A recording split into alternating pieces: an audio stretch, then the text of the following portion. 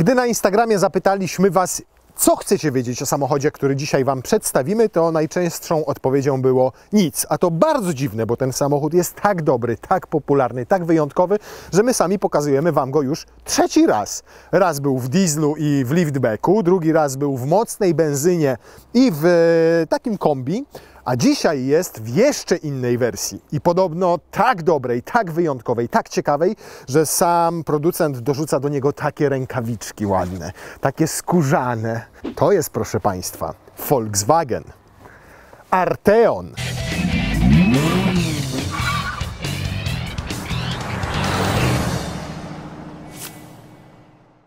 To zacznijmy od tego, co ten samochód najbardziej odróżnia od dwóch poprzednich Arteonów, które już Wam pokazywaliśmy. Jest to oczywiście to cudo, które kryje się tutaj pod maską, ale nie tylko pod maską, ale na razie pokażemy to.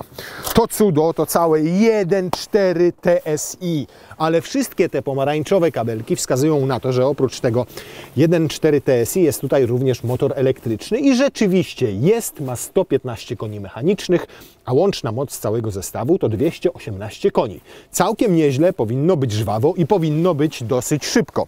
Niestety cała ta moc jest przekazywana wyłącznie na przednią oś. Nie ma niestety możliwości zamówienia do tej wersji napędu na 4 koła, która u Volkswagena nazywa się 4Motion. Co jeszcze mamy tutaj dodatkowo? No oczywiście baterię.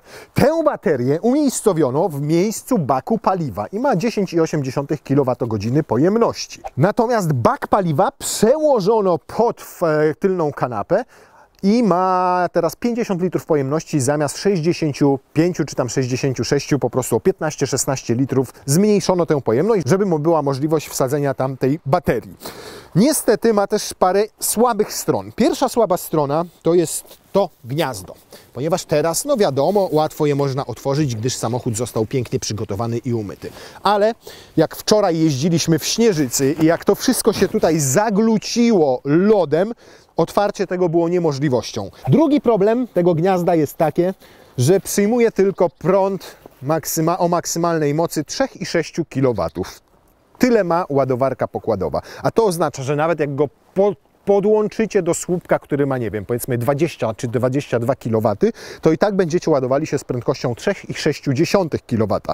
Więc zejdzie Wam przynajmniej 3 godziny, 3,5 bardziej z naładowaniem go do pełna. A gdy podłączycie go sobie do takiego zwykłego domowego gniazdka, to nawet 6 godzin będziecie się ładowali, a to wszystko po to, żeby przejechać maksymalnie 58 km. Taki zasięg według WLTP podaje sam Volkswagen, natomiast w takich warunkach, kiedy jest zima, kiedy jest mróz, będzie on znacznie mniejszy. Jak dobijecie do 30 w mieście, to możecie czuć się szczęśliwcami, a jak pojedziecie na autostradzie 120, to tak po 15-20 km prądu nie będzie już tutaj wcale. Jeżeli chodzi o wymiary, no to długość samochodu jest taka sama, szerokość jest taka sama jak zwykłego Arteona spalinowego czy diesla, ale na przykład jest niższy o 8 mm od normalnego liftbacka w dieslu albo w benzynie, a co najlepsze, albo się Niemcy rąbnęli w materiałach prasowych, albo rzeczywiście to przekładanie zbiornika paliwa i baterii spowodowało, że ma inny rozstaw osi o 3 mm niż Arteony z dieslem i z benzyną. Natomiast ta wysokość prawdopodobnie zależy od tego, jakie tutaj mamy zawieszenie, bo tutaj w standardzie jest DCC, czyli to zawieszenie adaptacyjne, które przy zmianie przycisków z Comfort na Sport albo Individual się zmieniają jego nastawy, a to prawdopodobnie dlatego i po to, żeby ukryć dodatkową masę tego auta. Być może standardowe zawieszenie nie dałoby sobie tak dobrze z tym rady jak to DCC, bo auto jest cięższe aż o 300 kg. To 20% więcej niż Arteon z silnikiem 1.5 TSI. Wersję tutaj mamy Airline i ta wersja Airline polega na paru dodatkowych nakładeczkach, dokładeczkach, nad takim R tutaj, nad tym, że mamy troszkę inny tutaj z czarnymi elementami ten przedni cały pas. Tutaj w tej wersji nie mamy tego świecącego LEDa, który jest tutaj po całej szerokości i łączy obie lampy. Mamy natomiast LEDy już w standardzie. Dodatkowo można sobie dokupić takie adaptacyjne, kosztują 4 czy 5 tysięcy złotych.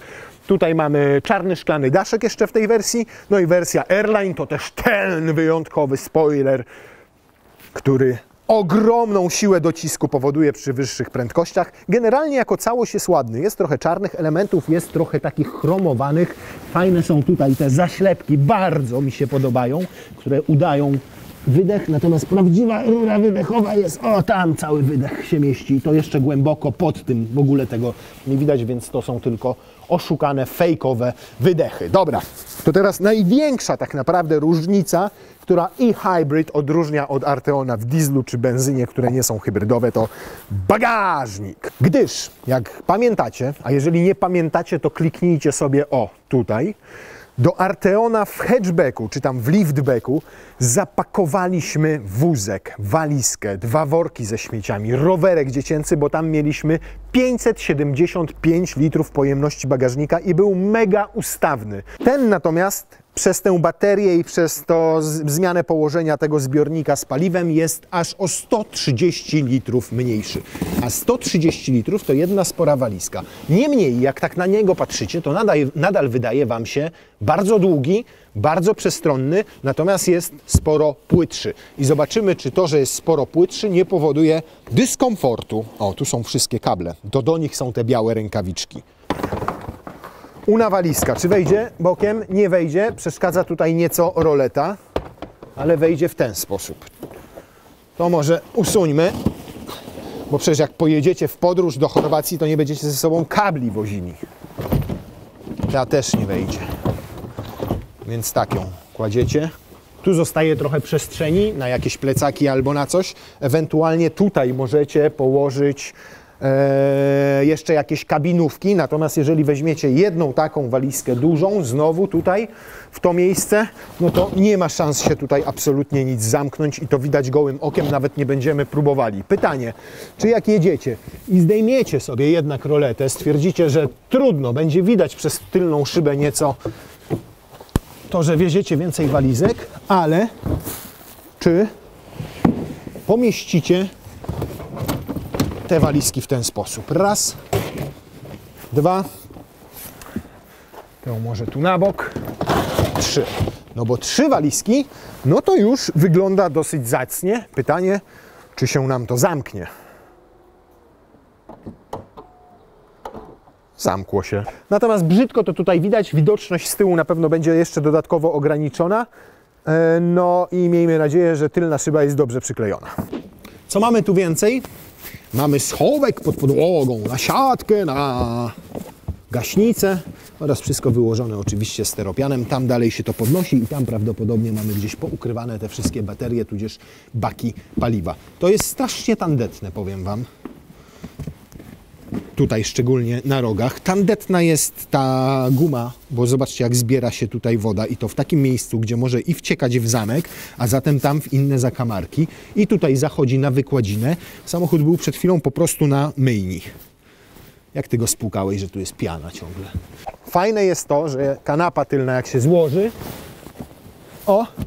to dostajecie płaściutką powierzchnię i naprawdę bardzo, bardzo długą. Poświęcę się i nawet tutaj wejdę. Proszę, nie przymierzając, 2 metry. Bite. Bąk leży. Rzecz przyjemna taka, że w tych liftbackach, i to akurat lubię, albo nawet w SUV-ach tych coupé z bardziej opadającym tyłem, klapy bagażnika podnoszą się w taki sposób, że nie macie ich nad głową, tylko macie je w zasadzie w tej samej linii, co zderzak. I ja to lubię jako wysoki gość, bo po prostu w nic tutaj nie walę. Wada jest taka, że czasami w tych takich kombi albo SUV-ach z bardziej ściętym tyłem, te klapy jak się otwierają, to stanowią osłonę dobrą przed na przykład deszczem czy śniegiem. Możecie sobie grzebać w bagażniku i nic na Was nie pada. Tutaj jest trochę inaczej, bo tak jak stoję, no to mam głowę daleko od klapy. Więc ma to i swoją wadę, i swoją zaletę. Kurna, silny nakupował jakiś lamp. Nie mogę teraz się dostać do... O! Tylko fotel obniża. Jest. Dobra, teraz do przodu. O, proszę. To jest już taka wystarczająca, wygodna pozycja. Nie muszę przecież mieć maksymalnie wyprostowanych nóg. Mam tutaj miejsce i przestrzeń na kolana, więc teraz zobaczmy, jak będę miał za sobą. O, mam grzanie fotelika, to od razu włączam. Wpytę miejsca na kolana, naprawdę. Stopy mogę sobie wsunąć pod fotel, który obniżyłem maksymalnie i tu jest mi ultra komfortowo. Problem pojawia się oczywiście nad głową, jak to w samochodach tego typu. Mimo że szyberdach jest tutaj skonstruowany w taki sposób, że jest tutaj wgłębienie, on się nie chowa tak jakby pomiędzy dachem a podsufitką, tylko jedzie do góry, więc tutaj jest taka ilość miejsca jak w normalnym liftbacku bez szklanego dachu, bez szyberdachu i tego miejsca jest tu po prostu mniej, więc tak do 1,70 m myślę, to będzie tutaj ultra wygodnie absolutnie wszystkim, głównie ze względu na to, ile jest miejsca na kolana. Tunel środkowy dosyć wysoki, więc na środkowym miejscu usiądzie tylko jakaś mikra postać i to tylko na chwilę, ewentualnie szerzej będzie musiała trzymać nogi i każdemu będzie tu wtedy ciaśniej. Dostęp do isofixów bardzo prosty. Fajnie, że nie na zaślepkach, które potem się gdzieś poniewierają, takich wyjmowanych, tylko to pracuje na sprężynce i tam jest bardzo dobry dostęp. Fotel wygodny, wysokie oparcie, mam dobrze podparte barki, trochę tutaj zagłówek przy moim wzroście wbija mi się już w kark, a raczej się nie wbija, bo muszę siedzieć pochylony do przodu, żeby mieć miejsce nad głową. Normalnie powinienem siedzieć tak. O, jakbym miał głowę opartą o zagłówek. No, po prostu się nie da. Dobrze natomiast wyprofilowana kanapa. Dosyć ma długie to siedzisko, więc całkiem przyzwoicie tutaj podpiera nawet moje nogi. Więc to fajne. Tutaj dwa brzydkie cup holdery. Nie lubię tak, to tak wystaje. Lubię, jak to jest gdzieś tu wmontowane albo otwierane. I wtedy można sobie łokieć wygodnie trzymać. Tu nie można, bo jak chcecie nawet patrzeć sobie na drogę, to o, tak, musicie wsadzić go sobie w cup holder, ewentualnie o, tutaj z boku. Trochę. Poza tym jest taki mało stabilny. Zobaczcie, jak to się ugina. Nie? Jest rękaw na narty i to jest plus. I to fajnie, pomimo że kanapa nie jest w proporcjach 40-20-40 składana, tylko 40-60. Ale szacun za to, że znalazł się tutaj rękaw na te narty. Jeżeli chodzi o jakość wykończenia i wykonania, nie ma tutaj skórzanej tapicerki, ponieważ to jest standardowa w Airline tapicerka i ona to jest takim coś a la Alcantara. Trochę bardziej sztuczne, może bardziej jak wykładzina z komfortu. O, tak bym powiedział. Za to nie jest prawdziwa skóra, tylko to jest też skóra syntetyczna i nią nawet tył fotela obito. Tu jest fajnie to wykończone, ponieważ zamiast plastiku, gdzie najczęściej w samochodach to jest plastikowe, to obito to miękkim materiałem. Drzwi same w sobie też naprawdę ładnie są wykończone. To jest tutaj miękkie, to jest plastik, ale o przyjemnej i o przyjemnej fakturze i z porządnego plastiku zrobione. To jest miękkie, te przeszycia mogłyby być równiejsze. Zobaczcie, jak to wygląda tutaj, w tych niektórych miejscach. No wygląda to tak, jakby mój 9-latek na zajęciach z plastiki to szył. Ładniej uszył zabawkę dziewczynce na Mikołajki, naprawdę, niż to jest zrobione. To jest takie półmiękkie, półtwarde. To jest przedziwne, bo tu jest mięciutko, a tutaj na tym łokcia długo nie chciałbym trzymać. Jest to praktyczne i chyba takie po prostu ma być. To jest niesamowite, słuchajcie, stoimy tutaj tak mniej więcej z pół godziny, auto jest włączone w środku, jak nagrywamy, żeby nam było ciepło, a on w tym czasie opierdzielił 2 kreski z baterii. Ta bateria ma te 10,8 kWh, to nie jest niestety dużo. Druga wada, nie pokazuje Wam w procentach, ile zostało Wam baterii, tylko pokazuje takimi kreskami jak paliwo. Tutaj jest paliwo, a tutaj jest bateria. I ta bateria ma 8 kresek. Ile masz baterii? Ile ma procent masz baterii? Nie wiem ile procent, ale mam 3 kreski. I teraz weź se licz, czy te 3 kreski to będzie 30%, 25%, 35%, 18%. Na litość boską, no nie można było w procentach tego zrobić. Co więcej, nigdzie nie znajdziecie informacji na temat tego, jaki zasięg pozostał Wam na elektryce. Jest tylko wspólny zasięg dla obu silników, i spalinowego, i elektrycznego.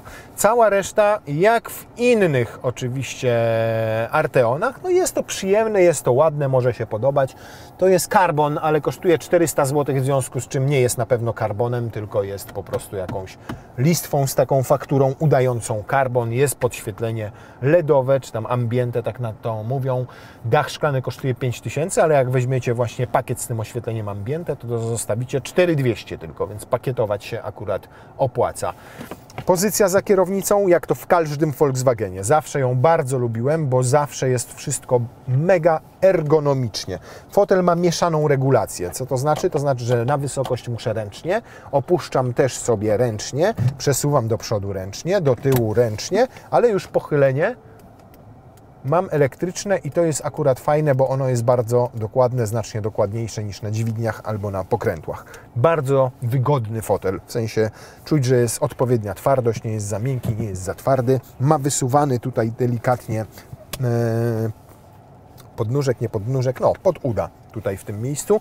Fajny podłokietniczek, też to bardzo lubię w Volkswagenach, że one mają mega szeroką regulację tego podłokietnika, więc jak tak sobie ustawię, to mogę jechać nawet daleko i nie trzymać ręki w ten sposób, tylko tak i to wszystko działa tak jak powinno, jak działać. W tym podłokietniku mamy bardzo niewielki schowek, tu dosłownie wejdzie portfel i paczka fajek, ale są 2 gniazda USB-C. Szkoda, że tego gniazda do zapalniczki nie ukryto też tam, tylko jest tutaj tak widoczne. Ładowarka indukcyjna w naszym egzemplarzu jest. Niestety ona jest mega nieszczęśliwie umiejscowiona, bo zobaczcie, próbuję wyjąć swój telefon i tak przeszkadza mi przede wszystkim dźwignia w położeniu P, a po drugie włożyć to jeszcze ok, ale wyjąć to już jest naprawdę tutaj no, kłopocik pewien się pojawia.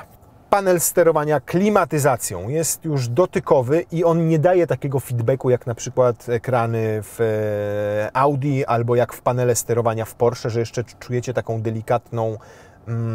delikatną wibrację pod palcem. No i część tutaj z tego wszystkiego steruje się z ekranu, natomiast no, większość tych najprzydatniejszych funkcji jest tutaj w tym panelu. Ekran multimedialny, prosta i czytelna grafika i działa to znacznie szybciej, znacznie płynniej i znacznie przyjemniej niż na przykład w nowym Golfie czy w ID.3. To, co możecie sobie tutaj z samochodem ustawiać, no to pewnie już dobrze wiecie, bo ten sam system Volkswagen stosuje już chyba w każdym ze swoich modeli, może po polówce, chociaż po ostatnim liftingu moim zdaniem polówka też to ma. Na kierownicy pojawiły się nowe przyciski, one są akurat intuicyjnie opisane, natomiast nie są już klawiszami fizycznymi, tylko to jest jedna lita powierzchnia, a po prostu one... Niestety nie możesz obecnie wybrać muzyki. Spróbuj ponownie później. Dobrze, dziękuję bardzo, proszę Pani. Tutaj możecie sobie jeszcze ogrzewanie kiery dodatkowo włączyć. Nad głową przez ten szklany dach mało miejsca. O, to teraz uwaga taka. Zagłówek jest ok, a tutaj już walę w to. Więc zdecydowanie, jeżeli jesteście wysocy, macie w okolicach 1,90 m, to szkła nie bierzcie. Zaczynamy od tego, że wchodzimy sobie w e-mode i tutaj możemy wybrać sobie, w jakim trybie będzie jechał samochód. No to oczywiście włączamy, jest obecnie niedostępne. I dlaczego? Nie macie pojęcia dlaczego. Mamy jeszcze ponad połowę baterii, ale nie możemy wejść tylko w tryb jazdy elektrycznej. To wejdźmy chociaż w Eco. Może tutaj coś się zmieni. A, bo on sobie teraz doładowuje, czyli może wrzuciliśmy tutaj niechcący jakieś... Co to? Nie. E-mode. Dlaczego jest to niedostępne? A, okej. Teraz możemy pojechać sobie tylko na elektryce, ponieważ jak wrzucicie go w tryb hybrydowy, to tutaj jeszcze dodatkowo ustawiacie sobie parametr, do jakiego poziomu może spaść bateria.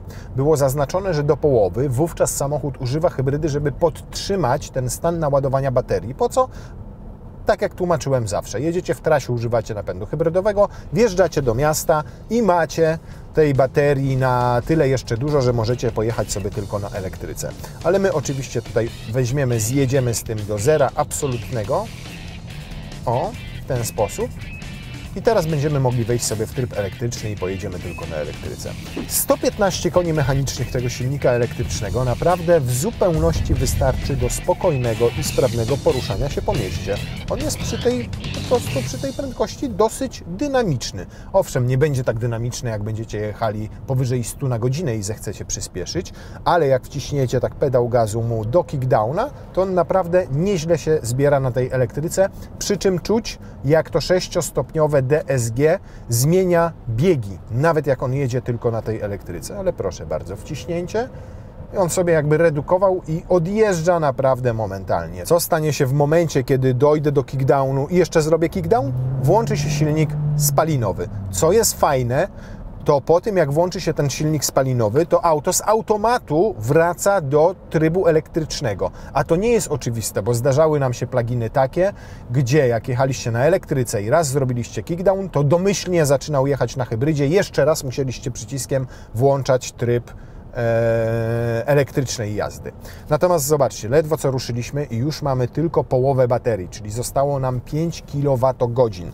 Zresetuję teraz komputer pokładowy, i zobaczymy, ile będziemy w stanie przejechać teraz na tej połowie baterii. Ona spadła dosłownie przed momentem, więc powinniśmy mieć jeszcze jakieś 5 kWh.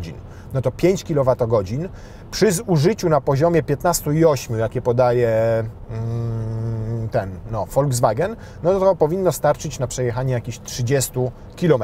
Bardzo ładnie wybiera to zawieszenie DCC, przynajmniej w tym ustawieniu komfortowym. Ono jest takie sprężyste, przyjemne bardzo. Felgi, jakie są w standardzie, to 18-calowe, tu mamy 19, więc też nie przesadzono z rozmiarem, w związku z czym ma to też wpływ na komfort, on jest po prostu wyższy. Fajne jest to, że rekuperacyjnie możecie hamować, zmieniając biegi.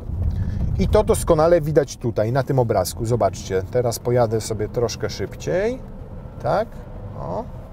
Zmienił teraz bieg, zdejmuje nogę z pedału gazu, on jedzie tak jakby na luzie, toczy się, ale jak zaczynam majtać łopatką, to widać wyraźnie, że się doładowuje. Podejrzewam nawet, że zapalają się światła stopu, bo wyraźnie czuć, jak samochód zwalnia. Nie można natomiast ustawić sobie żadnego one pedal. Natomiast jak zacznę hamulca używać, no to oczywiście też rekuperacja zaczyna działać. Nie jest niestety ta rekuperacja zbyt mocna, bo ona jest ograniczona tą ładowarką pokładową, która ma tylko 3,6 kWh. W związku z czym w mieście nawet jak jeździcie, to samochód będzie bardzo mało tej energii odzyskiwał. Jeżeli chcecie jej odzyskać więcej, no to musicie wejść w tryb ten tutaj ładowania baterii, tudzież zapamiętania, ile ma jej być. Teraz maksymalnie zwiększyliśmy i teraz samochód jedzie w trybie hybrydowym. Czuć, że pod większym obciążeniem i teoretycznie doładowuje tę baterię. Ale to znowu jest ładowanie ładowarką pokładową o mocy 3,6 kWh, więc będziecie musieli jechać przynajmniej 3,5 godziny z tym włączonym trybem, zanim ta bateria się naładuje. No to jazda 3,5 godziny, powiedzmy w trasie, to jakieś 300 km, żeby naładować samochód do pełna, od zera, baterię w sensie. Zużycie paliwa wtedy podczas takiej jazdy z ładowaniem jest o 1,5 do nawet 2 litrów wyższe. Więc powiedzmy przez 300 km zużyjecie dodatkowo 4 do 6 litrów paliwa po to, żeby naładować baterię na 30 km realnie. To jaki to ma sens? Będzie Was kosztowało to naładowanie jakieś 30 zł. No bez sensu zupełnie. Zanim nam się rozładuje, to spróbujemy w takim razie zrobić jedną rzecz. Zmierzyć, jakie ma przyspieszenie od 0 do setki tylko na elektryce. Dragi gotowe, reset jest. Żadnych trybów sportowych nie włączamy, bo mamy tylko do kickdownu i to wszystko. Ale natomiast bardzo wyczuwalnie zmienia te biegi. O, tu porządnie z górki, to nie będzie wynik prawdziwy. No więc do setki, tylko na elektryce Arteon przyspiesza 16 sekund i 88 setnych. Czyli można przyjąć, że to przyspieszenie od 0 do setki zabierze mu 17 sekund. Tylko na elektryce. Jest to wynik, może nie używajmy słowa bardzo dobry, ale nie używajmy też słowa zły. Jest to wynik przyzwoity. Do 50 km na godzinę, czy tam 70 robi to naprawdę sprawnie. Wierzcie mi, że w codziennym użytkowaniu, dokładnie jak przyspieszacie normalnie swoimi samochodami, to też do tej setki dobijacie w okolicach 20 sekund, no może 15. Więc tutaj w tym wypadku jest to po prostu rozsądny wynik, pozwalający w codziennym użytkowaniu jeździć tylko na elektryce. Pytanie, jak długo na tej elektryce będziecie mogli jeździć, bo zobaczcie, przejechaliśmy 9 km i mamy już prawie pustą baterię, a jedziemy do 90 na godzinę, w wioskach zwalniamy do 50, czasami były momenty, gdzie mieliśmy 70. To jeszcze może uda nam się go rozpędzić do maksymalnej prędkości, jaką może osiągnąć na elektryku. Według Volkswagena to było chyba 140 na godzinę i zobaczcie, naprawdę dosyć żwawo dojeżdża do tych 120-130, jeszcze jedzie na elektryce, natomiast już jasno ta lampka wskazuje na to, że mamy baterię na wykończeniu. O, włączył się spalinowy. Dobra, połowa baterii, 11 km, czyli w takich warunkach, jakie mamy dzisiaj. Zasięg Arteona i Hybrid tylko na elektryce wynosi nieszczęsne 22 km. No kurde, dobra, niech będzie 25 km. To jest gówno, a nie zasięg. Przykro mi bardzo. Może, powtarzam, może latem w optymalnych temperaturach przy jeździe tylko miejskiej będziecie w stanie osiągnąć te, nie wiem, 40 do 50 km na godzinę. Tak obstawiam. To teraz jeszcze zobaczmy, jakie będzie miał w trybie hybrydowym zużycie paliwa, tak jak jedziemy teraz, czyli na ekspresówce. 120 na godzinę, nawet sobie włączymy tempomacik, set i jedziemy. Tu jest autostrada, to pojedźmy 130. Trochę inaczej niż zwykle, troszkę szybciej. Chcę zobaczyć, jak będzie głośno, bo jak na samochód z bezramkowymi drzwiami i szybami, to jest naprawdę bardzo cicho. Niewielkie szumy powietrza, bardziej mam wrażenie hałasuje zawieszenie, a dokładniej to pewnie opony, a to też z tego względu, że droga jest mokra, bo dopiero co stopniał na niej śnieg. Ale naprawdę jest cichy, przyjemnie, fajnie wyciszony. Wyobrażam sobie, że razem w połączeniu z wygodą tych foteli i z przestronnością tego wnętrza, z całkiem dobrym audio, jakie tutaj mamy, to moglibyśmy naprawdę pojechać sobie w dłuższą trasę i wysiedlibyśmy z tego auta niezmęczeni. Niestety ja bym wysiadł z głową obijającą się. No dobra, średnie zużycie paliwa przy licznikowych 130 na godzinę i przy rozładowanej całkowicie baterii to 6,7 litra. Ja wiem, diesel litr mniej, ale tu nie mamy diesla.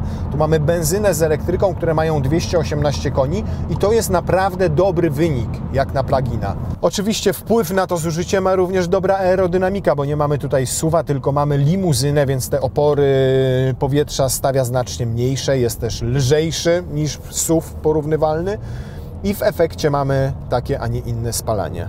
To teraz pozostaje sprawdzić nam jeszcze jedną rzecz, w zasadzie ostatnią. Czy przy rozładowanej baterii i przy dosyć kiepskich warunkach i przednim tylko napędzie będziemy w stanie choćby zbliżyć się do osiągów, o jakich mówi Volkswagen, czyli 7,8 do setki. W tym celu przede wszystkim należy wejść w tryb GTE, czyli elektryczny boost, ale oprócz tego jeszcze sobie oczywiście wrzucić tutaj sport. Czyli mamy GTE, elektryczny boost, a tutaj mamy sport. To sprawdzimy oba. Najpierw sprawdzimy GTE, jakie to będą osiągi.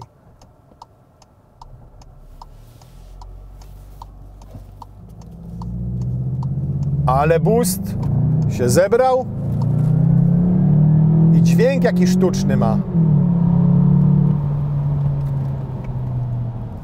Jaki sztuczny dźwięk w trybie GTE. A przyspieszenie 8,7, czyli tak na dobrą sprawę o sekundę gorsze niż podaje producent. 7,8 podaje Volkswagen, my wycisnęliśmy 8,7.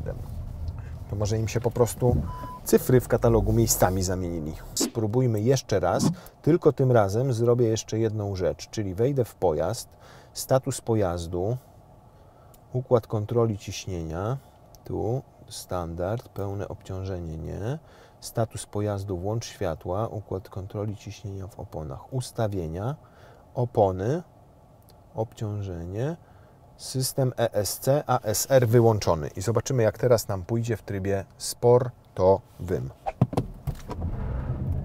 Zamielił troszeczkę. Tryb sportowy, nie GTE Boost. No już lepiej, znacznie lepiej. 8,1, przy czym lekko zamieliło przednie koło. Warunki nie są rzeczywiście najlepsze, więc myślę, że na suchym, w dobrych warunkach byłoby możliwe osiągnięcie tutaj tych fabrycznych 7,8 sekundy. Niewykluczone, że może nawet byłoby ciut lepiej. No więc tak, mamy Arteona w wersji e-hybrid, czyli plugina, który ma całkiem mocny i sprawny ten silniczek elektryczny i dosyć płynnie i fajnie na nim przejeżdża, który robi te 7,8 czy około 8 sekundy do setki, jest dość żwawy. Arteona, który jest dobrze wyciszony w środku, komfortowy i wręcz chce się nim jechać w dłuższą podróż.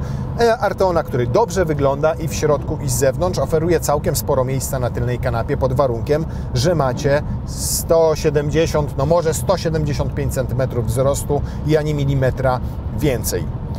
Niestety mamy też Arteona, który ma niesłaby zasięg, szczególnie w warunkach zimowych, bo to będzie około 25 km, który długo się ładuje, bo ma ładowarkę pokładową o mocy tylko 3,6 kW, w związku z czym też Arteona, który ma bardzo słabą rekuperację, bo wtedy doładowuje dokładnie taką mocą baterię i musicie przejechać jakieś 300 km, żeby naładować mu baterię, zużywając przy tym średnio o 1,5 do 2 litrów na 100 km więcej paliwa.